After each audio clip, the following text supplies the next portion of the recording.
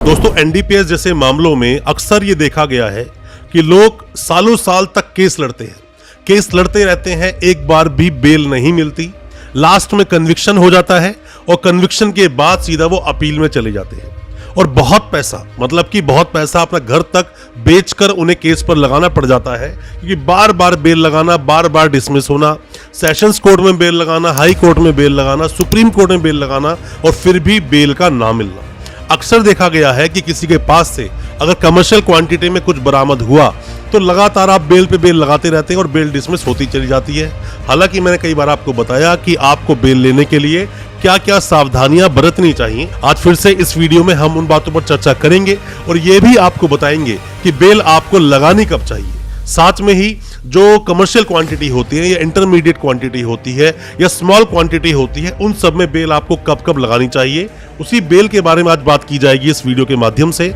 ज्यादा कुछ जानने के लिए कि बेल आप कब लगाएं एनडीपीएस के केसेस में, दोस्तों बने रहिए हमारे इस वीडियो के साथ। नमस्कार दोस्तों, फिर एक बार स्वागत करता हूं आप सभी का अपने इस यूट्यूब चैनल पर जिसका नाम है क्रिमिनल प्रैक्टिस और मेरा नाम है वीरेंद्र। दोस्तों एनडीपीएस केसेस की अगर हम बात करें, the narcotic drugs and psychotropic substance act 1985 में जो ये एक एक्ट आया, जिसके तहत जितने भी मादक पदार्थ जो आते हैं उनके तहत, जैसे कि अगर आप हिंदी में बात समझें इसको, स्वापक, औषधि और मान्य प्रभावी पदार्थ अधिनियम 1985। जितने भी आप में से कोई लॉ स्टूडेंट्स हैं, इस वीडियो को आप सुन रहे हैं या देख रहे हैं, जितने भी आप वकील हैं, नए वकील साहब हैं, या कोई भी कानूनी जानकारी लेना चाहता है, या आपका कोई भी सगा संबंधी जानकार अगर जेल में है या एनडीपीएस जैसे सीरियस मामलों में फंस गया है, ये वीडियो दोस्तों आपके बहुत काम की होने वाली है। वीडियो को अच्छे से देखें, सेक्शंस को अच्छे समझें और समझें जो रेमेडीज मैं आपको बताऊंगा। सबसे पहले दोस्तों आप ये समझ लीजिए कि जो सेक्शन 37 एनडीपीएस एक्ट का है, वो कहीं ना कहीं बार करता है या कहीं ना कहीं वो रोकता है कि आपको बेल ना मिले। जितने भी लोग कमर्शियल क्वांटिटी में पकड़े जाते हैं उन्हें जल्दी से बेल ना दी जाए, बेल तभी दी जाए। और वैसे दोस्तों मैं आपको अपना पर्सनल एक्सपीरियंस बताऊं, जितने भी हम लोग देखते हैं या केसेस हम लोग फाइट करते हैं कमर्शियल क्वांटिटीज पर, तो ऐसे मामलों में ज्यादातर देखने को मिलता है कि बेल आपको हाई कोर्ट या सुप्रीम कोर्ट से ही मिलती है। लोअर कोर्ट मतलब कि सेशंस कोर्ट से ज्यादातर आपकी बेलों को डिसमिस कर दिया जाता है।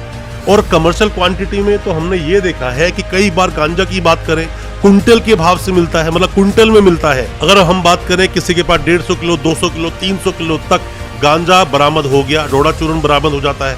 हम ड्रग्स की बात करें, ब्राउन शुगर की हम बात करें, चरस की बात करें, अफीम की बात करें, कमर्शियल क्वांटिटी में अगर आप हैं, एनडीएमए की बात करें, कमर्शियल क्वांटिटी में दोस्तों अगर आप हैं, आपको मामला दर्ज हुआ है आपके अगेंस्ट, तो ऐसे मामलों में आपकी जल्दी से बेल होगी नहीं। और बेल होती है तो आपको हाई कोर्ट, सुप्रीम कोर्ट जाना पड़ सकता है, या फिर आपके वकील साहब कोर्ट में बहुत अच्छे से दलील दें और बताएं कि आप उस केस में क्यों फंस गए। आप क्यों फंस गए, हो सकता है कि आप बेकसूर हो सकता है कोई ऐसा कॉन्क्रीट एविडेंस रिकॉर्ड पर है ही नहीं और आपको अरेस्ट कर लिया। सेक्शन 50 का अच्छे से इस्तेमाल नहीं किया गया, अच्छे से कंप्लाइंस नहीं किए गए। कंप्लाइंस का मतलब होता है कि उसका प्रोसेस सही से फॉलो नहीं किया गया। दोस्तों अगर ये वीडियो आपको अच्छा लग रहा है तो अभी इस वीडियो को लाइक करें, ताकि इसी तरह की लाइक से हमें मोटिवेशन मिल सके और प्रोत्साहन मिल सके इसी तरह की लीगल अवेयरनेस की वीडियोस आप तक पहुंचाने के लिए। और आप अगर पहली बार आए हैं हमारे इस चैनल पर, पहली बार देख रहे हैं हमारे इस वीडियो को, हमारे चैनल को अभी सब्सक्राइब करें, साथ में लगा बेल आइकन जरूर दबा दें, ताकि इसी तरह की लीगल अवेयरनेस की वीडियोस आप तक पहुंच सके सबसे पहले। और दोस्तों साथ ही बात एक ये भी होती है कि जितने भी वकील साहब केस लड़ते हैं, ज्यादातर वकील साहब एनडीपीएस केस में सेक्शन 50 को हिट करने की कोशिश जरूर करते हैं, क्योंकि हो सकता है कि रेमेडीज वहीं से मिल जाए। पर सभी केसेस में दोस्तों ऐसा होता नहीं है। दोस्तों केसेस में होता क्या है, या तो आप अपनी बेगुनाही प्रूव कर देंगे और या तो फिर वहां पर जितना ज्यादा हो सकेगा आप डाउट्स का बेनिफिट लेंगे, मतलब बेनिफिट ऑफ डाउट्स, कि आप उसमें सीधा रूप से मतलब कि दोषी नहीं है, वो आपके पास से बरामद नहीं हुआ, या फिर आप उस केस में इन्वॉल्व नहीं है। ये सब भी देखना बहुत जरूरी है। सेक्शन 50 को यूज किया जाता है ज्यादातर एनडीपीएस के मामलों में। दोस्तों कई बार ऐसे सवाल हमारे सामने आते हैं कि सर क्या स्मॉल क्वांटिटी बेलेबल ऑफेंस है, हमें थाने से बेल मिल जाएगी। दोस्तों मैं आपको ये बात बता दूं कि एनडीपीएस एक्ट के तहत तीनों ही मामले, चाहे वो स्मॉल क्वांटिटी हो, चाहे वो कमर्शियल क्वांटिटी हो, चाहे आपके पास से कोई भी इंटरमीडिएट क्वांटिटी बरामद हुई हो, ये तीनों ही मामले नॉन बेलेबल है। ऐसा कोई मामला एनडीपीएस में है नहीं जो कि बेलेबल हो। सभी मामलों में पुलिस आपको डायरेक्ट तरीके से अरेस्ट कर सकती है और जेल भेज सकती है। और ऐसे मामलों में बेल लेना मुश्किल भी हो जाता है। अब हम बात करें तीनों मामलों में बेल किस तरह से हो जाएगी। अगर हम बात करें स्मॉल क्वांटिटी में इजीली आपकी बेल हो सकती है। मैं इसलिए बोल रहा हूँ कि हो ही जाएगी, ये जरूरी नहीं। देखा जाता है कि जब आपको पकड़ा गया तो उस वक्त की कंडीशन क्या थी, या फिर किस तरह से पकड़ा गया, आसपास चीजें आपके क्या थी, क्या क्या और एविडेंसेस आपके अगेंस्ट हैं, बहुत कुछ देखा जाता है इसके अंदर, तो आप फिर भी बेल आसानी से ले सकते हैं। इंटरमीडिएट क्वांटिटी के अंदर भी आपको सेशंस कोर्ट से बेल मिल जाती है, बट वहां पर भी आपके वकील साहब को मशक्कत करनी पड़ सकती है, जजमेंट्स लगाने पड़ सकते हैं, और साथ में ही आपकी चीजों के लिए जो कॉन्ट्राबैंड आपके पास से मिला है उसके बारे में अच्छे से बताना होगा कोर्ट में।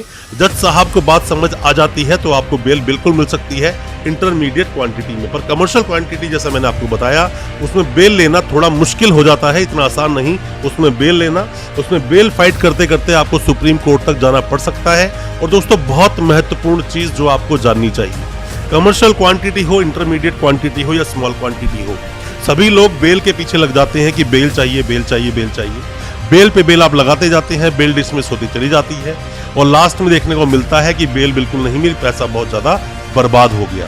तो आपको करना क्या है, जैसे ही आप बेल लगाते हैं उसके साथ साथ ट्रायल के लिए भी आपको फाइट करना होगा।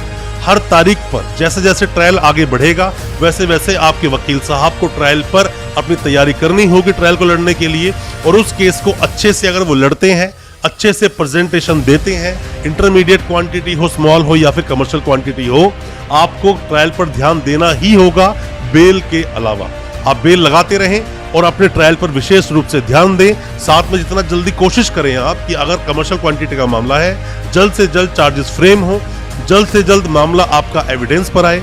क्योंकि मैंने कई बार देखा है जो हमारे पास केसेस आते हैं, एक साल, 1.5 साल, 2 साल तक बीत जाते हैं और अभी तक चार्जेस ही फ्रेम नहीं होते। जब तक चार्ज फ्रेम नहीं होंगे, एविडेंस पर केस नहीं आएगा। एविडेंस पर केस नहीं आएगा, आपके वकील साहब सवाल जवाब करेंगे कैसे? सवाल जवाब नहीं होंगे, आपका केस टूटेगा कैसे? और केस नहीं टूटेगा दोस्तों, आपके ग्राउंड्स बेल के बनेंगे नहीं। आप आगे बेल लेने भी जाओगे तो बोलोगे क्या कोर्ट में? मतलब आप हाई कोर्ट गए, सुप्रीम कोर्ट गए, तो वहां पर भी सबमिशन के लिए कुछ तो बोलना पड़ेगा ना। तो बेहतर है कि आप चार्जेस पर अच्छे से बहस करें, एविडेंसेस पर जाएं, क्रॉस अच्छा करें। ये सब चीजें अगर आप फॉलो करेंगे, जैसे मैंने आपको बताया, ट्रायल पर ध्यान देना है, बेल आपको लगानी है, ग्राउंड्स नए नए बनाने हैं, और जितना ज्यादा हो सके डाउट क्रिएट करना है केस में। क्योंकि दोस्तों, एनडीपीएस के मामलों में प्रिजम्पशन, जैसे हमारे देश का कानून बोलता है कि an accused is innocent until proven guilty, और यहाँ पर दोस्तों सिस्टम दूसरा है, an accused is accused until proven non guilty. मतलब जब तक वो दोष मुक्त नहीं होता तब तक उसे दोषी ही माना जाएगा। एनडीपीएस एक्ट यही बोलता है। कमर्शियल क्वांटिटी में बेल लेना बहुत मुश्किल हो सकता है। बहुत अच्छे से केस को, ध्यान से केस को लड़ें, जितना ज्यादा हो सके डाउट्स क्रिएट करें, सेक्शन 50 का इस्तेमाल करें और अपने केस को अच्छे से प्रेजेंट करेंगे तो कमर्शियल क्वांटिटी में भी आपको बेल मिलेगी और स्मॉल क्वांटिटी को बेल मिल ही जाती है। और जो इंटरमीडिएट क्वांटिटी है उसमें थोड़ी मशक्कत होती है, बेल उसमें भी आपको मिल जाती है। कोई भी किसी भी तरह के सवाल अगर आपके दिल में है एनडीपीएस को लेकर, एनडीपीएस केसेस को लेकर, बेल को लेकर, कोई भी सवाल आपके दिल में है, कमेंट बॉक्स में अपने सवाल पूछें या हमें व्हाट्सएप पर मैसेज करें। हो सकता है हम कोई आपको एडवाइस कर सके और आप अपने इस केस से बाहर निकल सके। दोस्तों, उम्मीद करता हूं आज का हमारा वीडियो आपको अच्छा लगा होगा। अच्छा लगा हो आज का वीडियो, हमारे चैनल को सब्सक्राइब करना बिल्कुल ना भूलें, साथ में लगा बेल आइकन जरूर दबा दें ताकि इसी तरह की लीगल अवेयरनेस की वीडियोस हम आपके लेकर आ सके सबसे पहले। बहुत बहुत शुक्रिया दोस्तों, धन्यवाद हमारे इस वीडियो के साथ बने रहने।